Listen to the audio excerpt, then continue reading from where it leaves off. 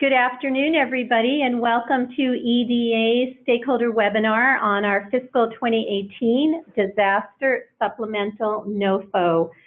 Just so that you know, we are recording the webinar today, which will be made available on our website. We will be taking questions via chat, so you may enter questions at any point in the webinar, and we will answer the questions that we can answer now, we will answer now. Other questions, we will need to get back to you. Please assume that several of these questions will help inform our frequently asked questions. Our FAQ is up on our Disaster Supplemental website. That is where you can expect to see some of the answers to the questions, particularly ones that are lengthy or something that requires some additional research. So thank you for your time today. We are very happy to talk today with you about our Notice of Funding Opportunity, which has been on the street since February 10th. So this is our run of show.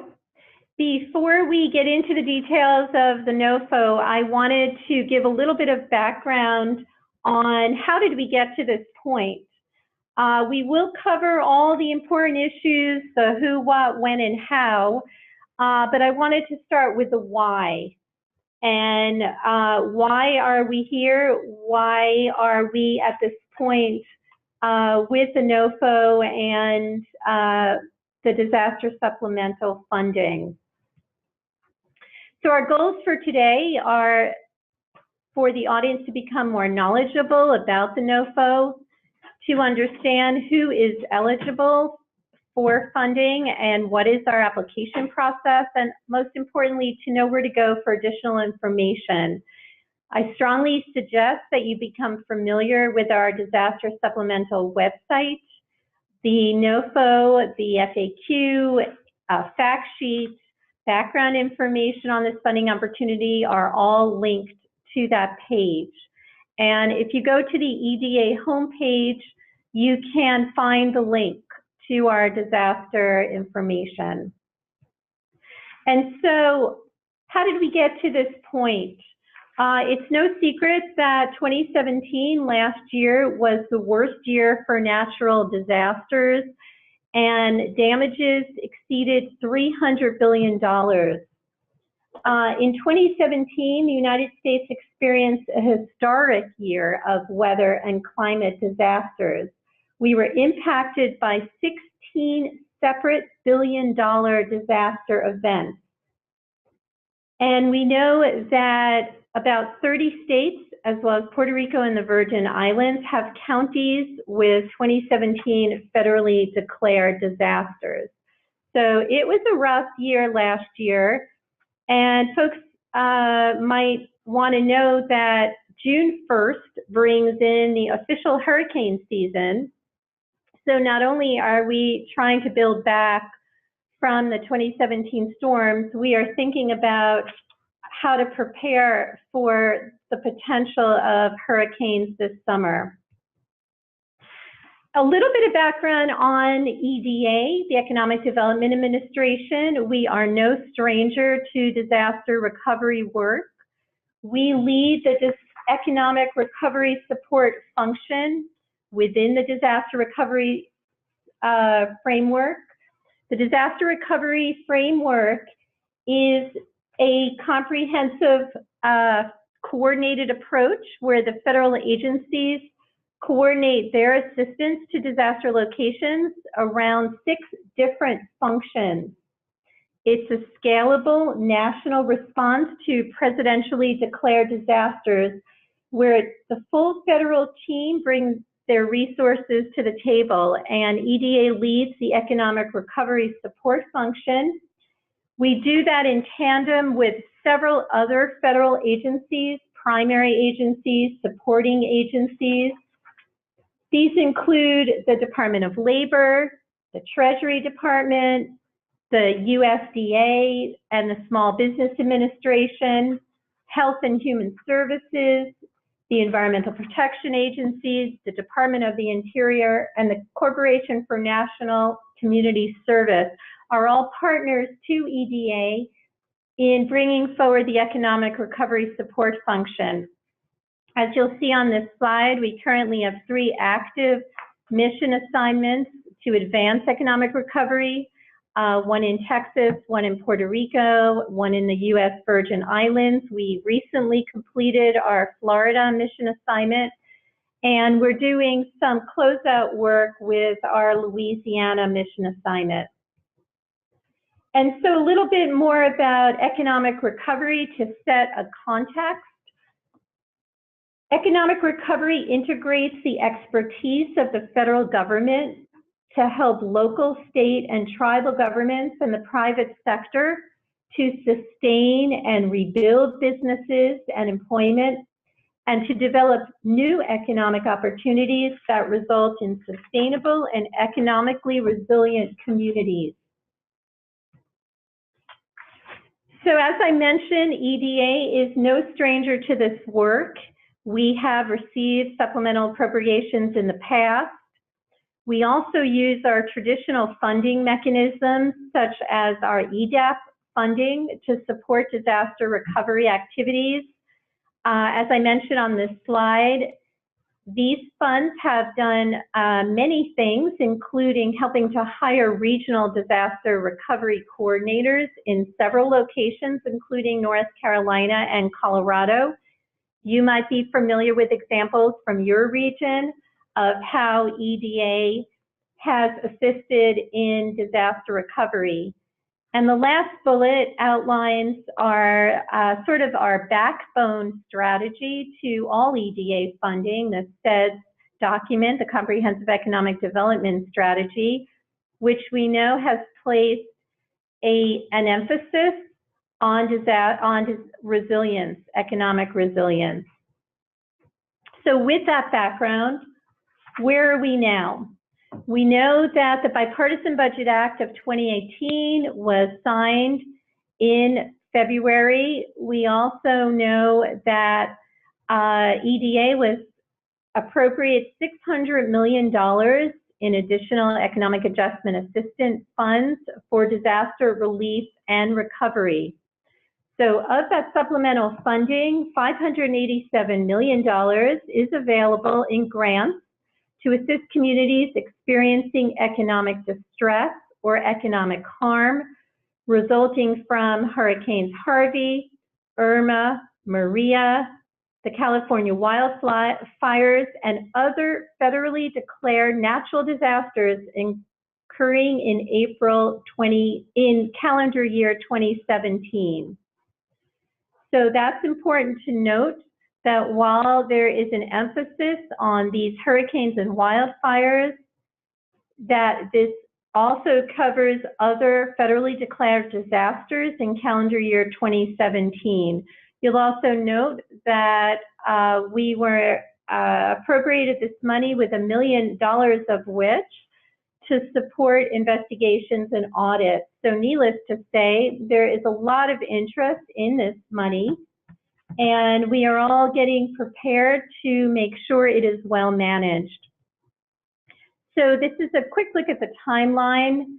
Obviously, the NOFO is now out, and it's published on grants.gov. It's linked to our website. The URL for our disaster website is posted right here. And the regions are beginning to accept applications, proposals, and then applications. We'll talk about this in a little bit, but important to note that applications, proposals are accepted on a rolling basis. And these are the objectives. I will just stress that all of this information can be found in the NOFO. So it will be important for you to read that very carefully. These are the objectives of the funding. And this funding is pretty flexible We support both planning and implementation. Implementation activities may include construction, loan funds, resilience activities, and a host of other activities that we will further discuss later on in the webinar. I want to emphasize two important aspects to this funding stream, which is unique to this funding stream. The applications must have a nexus, so must be well connected to both the Department of Commerce's disaster recovery investment priorities, as well as disaster recovery and resilience. You can find the department's disaster recovery investment priorities at that link. And each one of those, there are 4 of them, and if you get into that link, you will see language explaining what each of these are. And the disaster recovery and resilience nexus, which we will be talking about in a bit. So resilience has now come up several times in the conversation. So I wanted to step back and make sure that we are all on the same page about what we mean. As we explain here, applicants seeking disaster supplemental funds must clearly incorporate resilience principles that enhance the community or region's ability to anticipate, withstand, and recover from future disruptions to their economic base. And resilience really is being seen as a way to build back better for the future, to be able to anticipate and to be able to withstand and recover more quickly. But it's really about how to make our normal way of doing business better. So in a business context, this may include looking at your talent pool, your inventory, your physical structure, and consider opportunities to improve, identify, and reduce your vulnerability. In some ways, disaster can actually present some new opportunities. I wanted to mention a new report that was published by the National Institute of Building Sciences, which incorporated data from EDA, from HUD, and from some other federal agencies that found for every dollar spent on federal grants to improve disaster mitigation, which is prevention, society saves $6. So that is a pretty impressive return on investment and higher than previously thought. The earlier studies had seen a $1 1 to 4 ratio. This is pretty much a 1 to 6. And so EDA allocates its grant money to the regions. Our 6 regional offices are our granting bodies. So each of the regional offices have been allocated funding listed here on this slide based on several factors, which include congressional intent. Specifically, Congress did mention areas impacted by Harvey, Irma, Maria, and wildfires. Other considerations include the severity of the disaster's economic impact and the level of economic distress in an affected area. As the slide mentions, the Philadelphia Regional Office covers Puerto Rico and the U.S. Virgin Islands.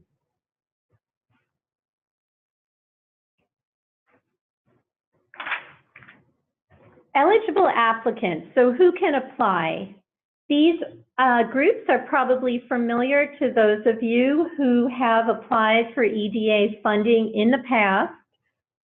That includes district organizations, economic development districts. It includes state, county, city, other local governments and political subdivisions of a state, It includes institutions of higher education or consortia of these, or other public or private organizations or associations acting in cooperation with officials of a political subdivision of a state. To note, for-profit organizations are not eligible to apply. When we talk about where can funds be used, I want to mention that back to the eligibility issue, the applicant itself does not have to reside in the affected county. However, eligible projects are those located in or serving one or more communities impacted by one of the natural disasters in calendar year 2017. How do you find out if you're in if your project is in one of those eligible counties? We will show you on one of the next slides where on the FEMA website you can find that information. But I do want to mention that there are some slightly different considerations if you are proposing a construction project versus a non-construction project. The construction project must be located within an eligible county. The non-construction projects must have a scope of work that primarily benefits the eligible counties, and stakeholders representing those eligible counties must be directly engaged in the project. So this is the FEMA website. These are linked, again, back to our disaster supplemental page. There are two links that we provided. The first is an open government data set, and it will give you a table of information. If I wasn't afraid of losing the connection with you, I would click right now and show you what that looks like. But needless to say, it is a table of all of the declared disasters, and because of that, it will be very important that you remember that this is only for 2017 declared disasters. So you'll have to look over to that incident begin date column and that incident end date column to make sure that this disaster touched the 2017 calendar year. The second FEMA website is a searchable database, and it provides some more information on some of those events. For example, it might show a state map where the affected counties are highlighted. So I encourage you to really consult both of these websites. This is a question that has come up frequently, which concerns EDA's match. And some of the questions that have come up have been about whether EDA will be waiving its match requirement because of the distress experienced in the disaster. So I want to make it clear that there is no automatic waiving of the match requirement. Generally, EDA will cover 50% of the approved project cost. Now, this can be increased to 80% with sufficient justification of a higher level of economic distress. In some cases, EDA might be able to pay for a maximum of 100%, but this is all on a case-by-case basis. And you will need to review this with the regional office, and that decision about match will be made on a case-by-case basis. Now we're starting to get into the interesting material, which is how can these funds be used? As I said earlier, these funds are pretty flexible. They could be used for both planning and implementation activities. There are a few examples on this slide of economic recovery activities that could be used with this funding. Several of them are traditional types of activities that EDA has funded. What's important to note, and we will get into this in a minute, is the need for the applicant to show the connection, to show the nexus back to the relevant disaster. So all of these activities are in the context of the disaster recovery and the relevant disaster activities. Eligible projects can include infrastructure construction. That includes restoration of damaged infrastructure, enhancing infrastructure, building new infrastructure, including high performance and resilience infrastructure. And a little bit more about resilience. In some cases, resilience activities might be planning activities related to preparedness and continuity planning. And we know that while businesses are in some cases still recovering from the impacts of our 2017 disasters, they are needing to prepare for the possibility of disasters this hurricane season, which, as I mentioned earlier, begins on June the 1st. In other cases, resilience projects may take you into construction and design. There are two pictures here. One is the Wolf River in Shelby County, Tennessee, and that was the philosophy of kind of working with the water rather than fighting the water, and leaving part of that neighborhood in green infrastructure, which can really help control some of the storm water. In the right-hand picture, that's a design that came after Hurricane Sandy, the rebuild by design efforts in the New York, New Jersey area. And here they've created a buffer to protect their commercial corridor. So as I said earlier, applications are being accepted on a rolling basis. So there is no deadline, but obviously at some point the funds may run out. And we have a two-phased process. Phase one is a proposal process. Phase two is the application process. And so what we said here is an applicant may submit a complete application as its proposal. However, the regional office must first make a phase one determination between moving to a phase two review of responsive submissions. I would say that the phase one and phase two process can really help an applicant in targeting their project and could be a very useful process in helping you to make your project even more competitive. And so here are the criteria that are used in the phase one review.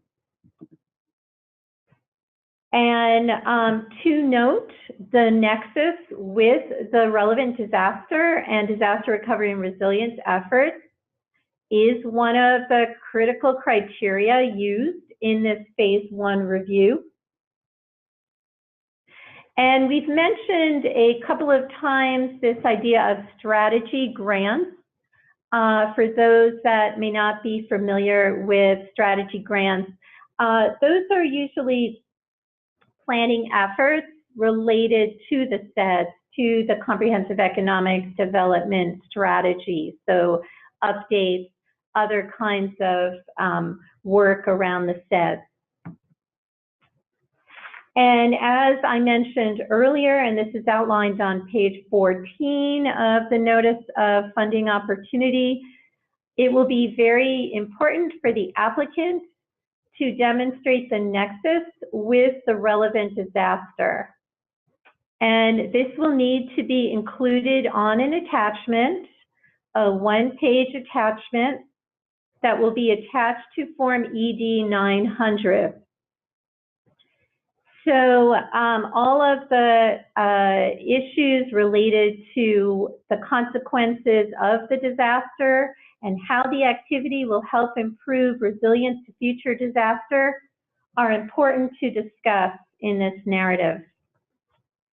Here's just a quick graphic to try to simplify what we mean, which is considering the consequences of the disaster, thinking about the community's post-disaster needs and priorities, and then the project should be an outgrowth from there. I want to say a little bit more about the CEDS, or the Comprehensive Economic Development Strategy. We do talk about that the applicant must demonstrate alignment of its project with the region's CEDS or CEDS equivalent. So what do we mean by a CEDS equivalent? There are a few examples listed here on this slide of what a regional office would take under consideration if you are proposing the CEDS equivalent strategy. And the fourth bullet here relates to EDA's work on mission assignments. The Long-Term Recovery Support Strategy, or the RSS, is prepared in FEMA disaster locations. So for example, there's a document like that in Florida. There is a document like that in Texas. In Texas, their RSS is more of a matrix or a table than a long narrative, but they're working on documents like this in Puerto Rico and the Virgin Islands. Those documents, if you are in those areas or proposing projects for those areas, would probably be useful for you to take a look at. And the decisions on whether or not that qualifies as a CEDS equivalent are made on the regional level. So let's move into phase 2. I will say that EDA is not obligated and cannot guarantee that the relevant project will receive funding in whole or in part. So even if you make it through phase 1 with your proposal and then put together an application for phase 2, there is no guarantee that you will receive funding. There are criteria for the review that are applicable for construction projects and non-construction projects, and there are other criteria for strategy grants. So we'll get into that in just a moment. One thing to note is that the review panels are made up of at least 3 EDA staff members. And so there are 12 different criteria on these 2 different slides that explain what your applications are going to be reviewed against. I strongly urge you to review these criteria very closely. The closer you can align your applications to the criteria, the better off you'll probably be. And so the first one here is back to that nexus between the project scope and the major disaster designation. The second, the responsiveness of the project, the proposed project, to the needs of the communities impacted by the relevant disasters. The third is the project's feasibility. The fourth is the sustainability and durability of the project, which also includes having support from a wide range of regional stakeholders. The fifth, as we discussed earlier, is alignment with the regional CEDS or the equivalent EDA accepted economic development strategy. And the sixth is alignment with the disaster recovery investment priorities, as we discussed earlier. Here are the remaining criteria. Number 7 is demonstrating the significance of the impact upon the region from the relevant disaster. 8, demonstrating the ability of the project to foster job creation and to promote private investment. This is all about economic recovery. Number 9 is the likelihood of the project to start quickly and the immediacy of its impacts. As we said earlier, there is a lot of interest by OMB, by Congress, by the President in this funding stream. And as many of the projects that we can get up, quality projects up and running quickly, that will certainly be an important thing to consider. We are also looking at applications, organizational capacity, their financial and management capacity. Number 11, the extent to which the project will enable the community or region to become more economically diversified, prosperous, and resilient to disasters. And number 12 is the extent to which the project is based on regionally oriented and collaborative economic development strategies. And so these are the strategy grants. It's a smaller subset of criteria, and again, the strategy grants are related to our CEDS document. And there are 7 criteria here. Again, the same priorities, the nexus with the major disaster. The number 2 is the quality of the proposed scope of work for the development, implementation, revision, or replacement of a strategic economic development or disaster recovery plan. Number 3, the project's potential to increase the capacity of the community or region to promote job creation, private investment, and disaster resilience. Number 4, as we discussed earlier with the construction and non-construction grants, we're very interested in feasibility and the likelihood that the project will achieve its projected outcomes. Number 5, we come back here to the nexus with our disaster recovery investment priorities. Again, considering number 6, the capabilities of the applicant to successfully implement the project. And number 7, again, we are looking to see that this has support from private and public stakeholders. I wanted to mention the fact, and it's certainly no secret, that Congress has appropriated several federal agencies disaster recovery funding. I've listed a few here. NOAA, which is one of our bureaus here in Commerce, received $200 million for fisheries. And then I think another $200 million for other aspects of recovery. USDA and HUD also have money. HUD particularly has quite a bit of money in what is known as their CDBG-DR, Community Development Block Grant Disaster Recovery Funding.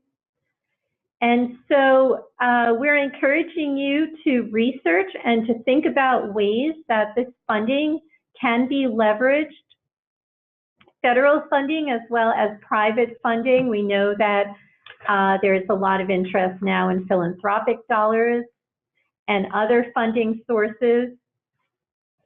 We know that some of the projects that come in will probably be perhaps smaller, more traditional EDA projects, but we also expect that several of them may be very large, transformative projects.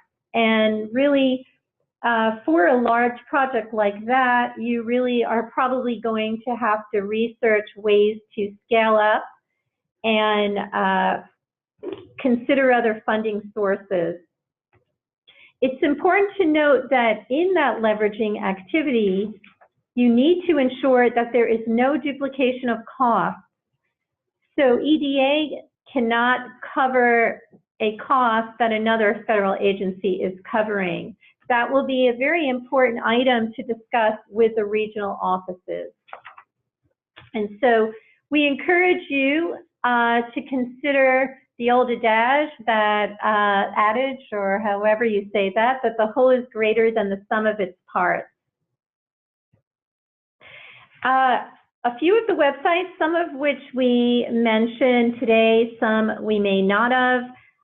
Again, you can get to our special disaster recovery disaster supplemental page. It's linked to our homepage, the EDA homepage. These are the two websites for finding out if your project is in one of the major federally declared disasters. And here are a few additional resources that may be of interest. These are general EDA disaster recovery resources that would be useful to you.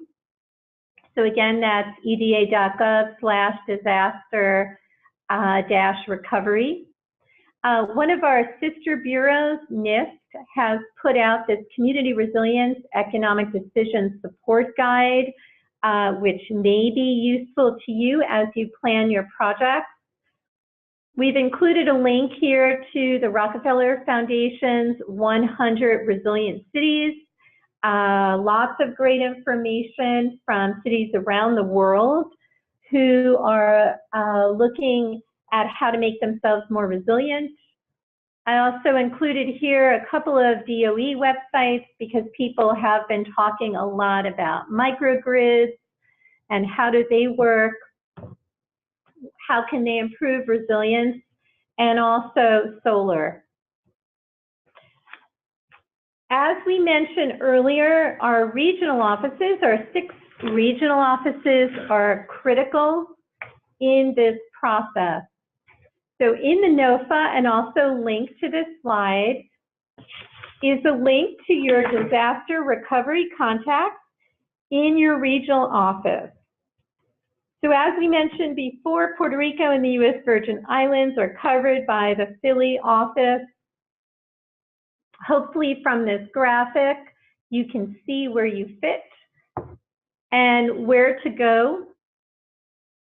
The regional offices are the go-to place for questions, for discussions, for proposals, for applications. We highly recommend that you contact your regional office. And we also want to note that we have an FAQ on our website. We will be taking questions that we have received. This is the second disaster supplemental webinar that we did. We did one last week, and we have taken the questions and are vetting them, and some of those will be posted on the FAQ. Similar to today's webinar, we may not be able to answer all of your questions today, so we apologize in advance for that, but we want you to make sure they will not get lost, and that we will make sure that they are addressed in the FAQ. And so I know that some questions have been coming in the course of this webinar.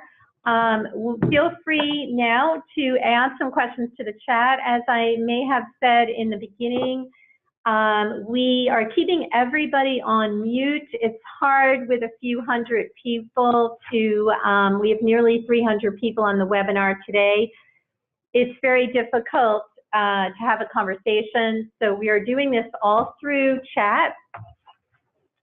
We urge you to put your questions in the chat function, and we are going to start addressing a few of them now. One question came in about the slides. We will post both the slides and the full video, which includes the slides and the audio. That will be posted on our website, and hopefully we will try to do that tomorrow, assuming all goes well with our technology. So please look for the slides and the video. Hi, my name is Ryan Survey. I'm an attorney here at EDA, and I'm going to handle a few of the questions that have come in so far. Keisha Blue asks, whether funding is available by state.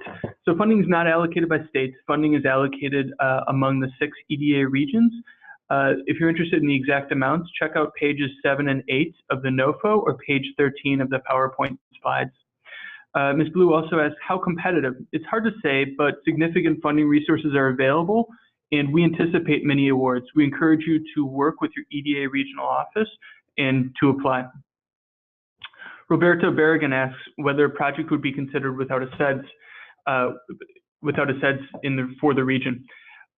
Awards have to align with the goals of a CEDS or an alternative strategic planning document that's been accepted by EDA. If your region doesn't have one of these in place, we encourage you to reach out to your EDA regional office for additional information. It may be something that you wish to do to apply for a strategy grant.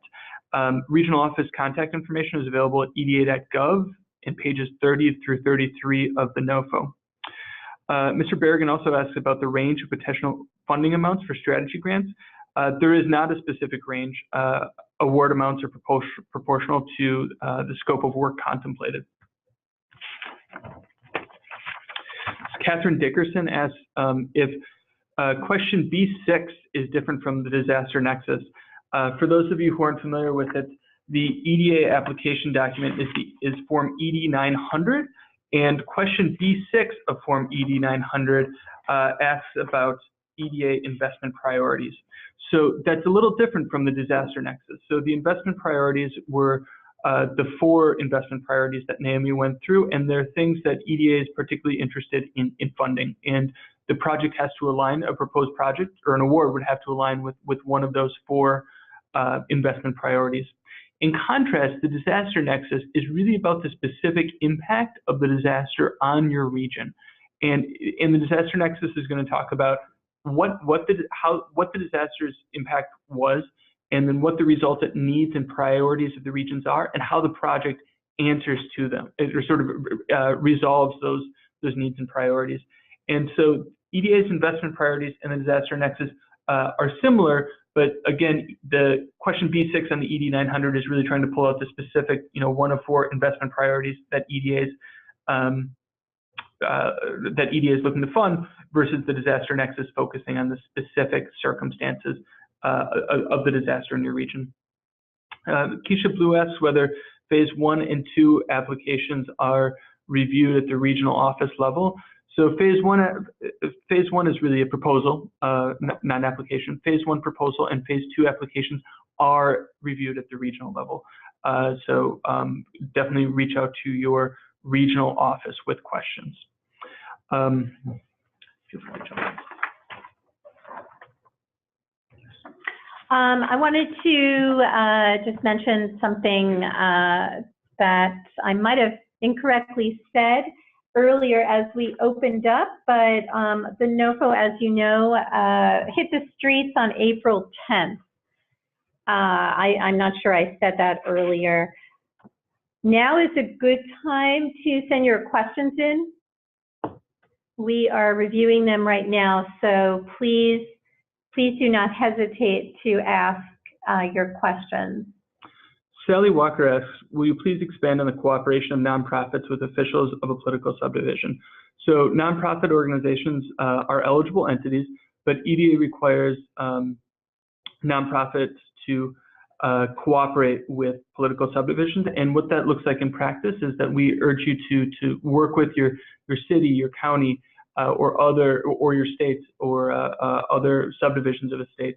And what we look for in the application is not only evidence of that in the actual application document, but a letter from that political entity stating that it supports the application, and that the nonprofit organization and the political entity are working in tandem. And again, the key word, the key piece though, is that it's supported by the entity.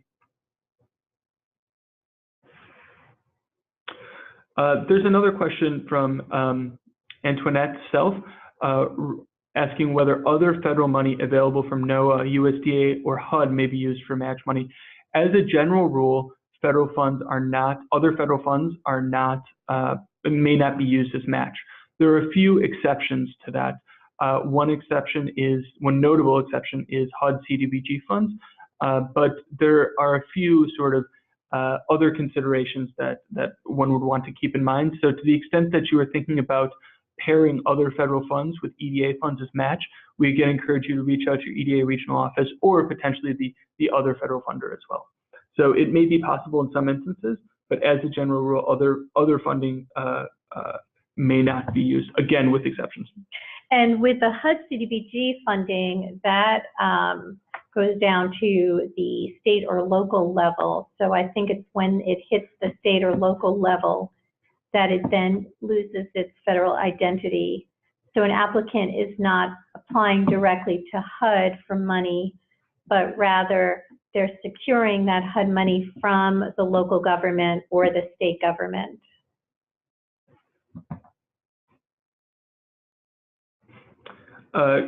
Grattan Rancheria asks, what is the time frame between phase 1 notification to submit phase 2 application? Does NOFO cover phase 2 application requirements? So if there's after a phase 1 determination, you will be notified. I don't have the time frame on hand, but it's fairly speedy after a phase 1 determination that you would find out. Does the NOFO cover phase 2 application requirements? Yes, it does. The NOFO includes both phase 1 proposal requirements and phase 2 application requirements. And the page number for the proposal requirements, that's page 13 of the NOFO, and the application requirements are pages 15 through 18. David Kraus asks, can you use existing funding as part of the match? So it's not really clear in this question what that existing funding is. If that funding is existing EDA funding, meaning that EDA has provided an award and existing EDA funding is being looked to use as match for another EDA award, no, almost certainly not. EDA funding for a prior award could not be used to match another award. Other existing funding, because this is a general question, I'm going to recommend that you reach out to your EDA regional office to discuss that. Is there an average, so Jessica Brown asks, is there an average award size for planning grants versus implementation grants? We don't have an average award size to provide you with. Suffice it to say that award sizes vary significantly, and they really depend on the scope of the project. Some awards will likely be for tens of thousands of dollars, and there will likely be many awards that are several $1 million.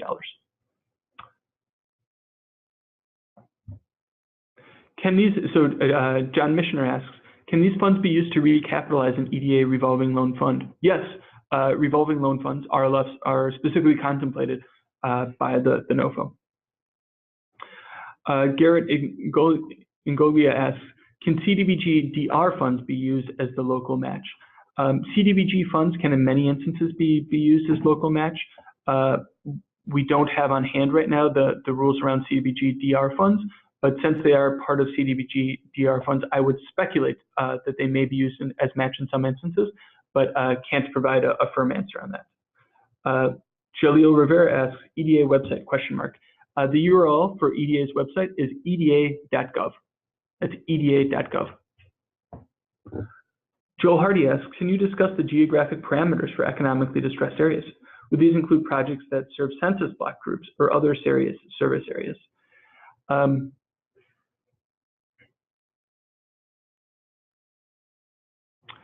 going to refer you to your EDA regional office. That's a hard question to answer concisely and accurately. Garrett Ingoglia asks, are there restrictions on project management or administrative costs? No, there are not general restrictions on project management or administrative costs. Those costs, though, may impact the competitiveness of an application.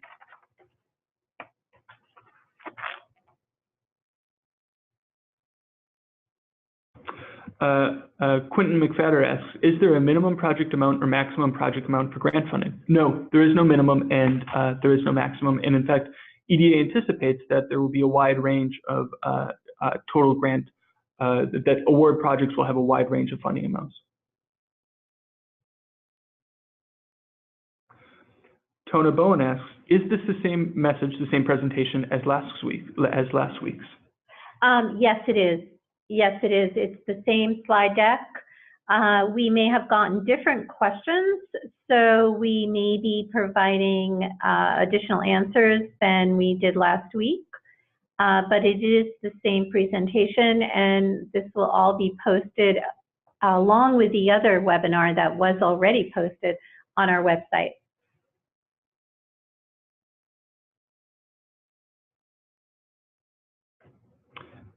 Elizabeth Coppola asks, are the grants split a certain way between each region? And I think that's going to funding amount. And the funding is allocated by EDA region. Again, if you're interested in the amounts, check out page 7 and 8 of the NOFO or page 13 of the PowerPoint presentation. So I think it's important that we just mention that there may be other agencies that provide a set amount of funding per location or per event. EDA doesn't do it that way. EDA provides the funding to the regional offices. But I think you can see from the allocation spread here on the slide that with consideration of congressional intent and the impacted areas of Hurricanes Harvey, Irma, and Maria, that the areas such as the Philadelphia Regional Office, which covers Puerto Rico and the U.S. Virgin Islands, received more money. But it's not specifically earmarked for Puerto Rico or for Virgin Islands or Texas or Florida. It's just allocated to the regional office that covers those locations.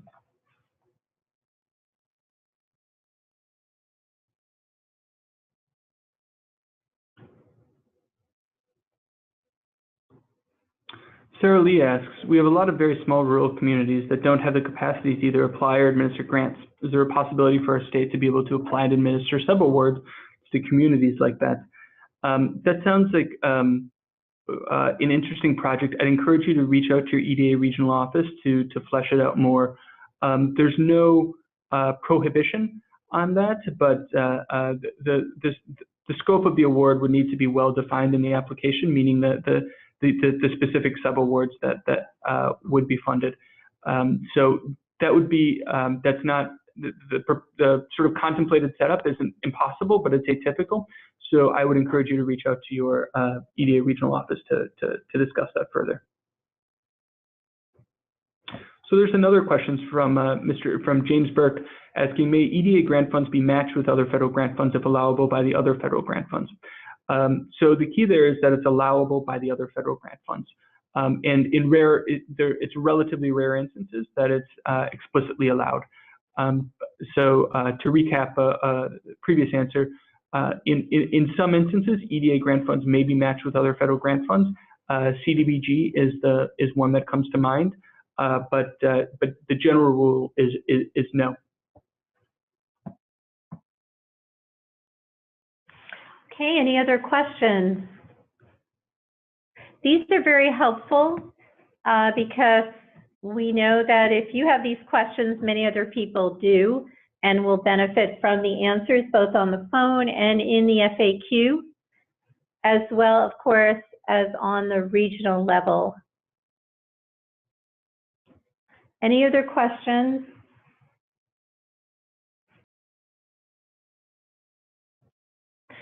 Okay, I think that we are going to end there. We are going to say that we will take many of these questions and include them on the FAQ with appropriate answers. If your question wasn't answered today, please look for an answer on the FAQ, as well as we encourage you to go talk to your regional office. They are the body who will be making these final decisions, and so they are really the go-to place. We really enjoyed having this time with you today. We wish you good luck in your proposal and application process, and thank you for your interest in EDA's disaster supplemental funding. Thank you very much.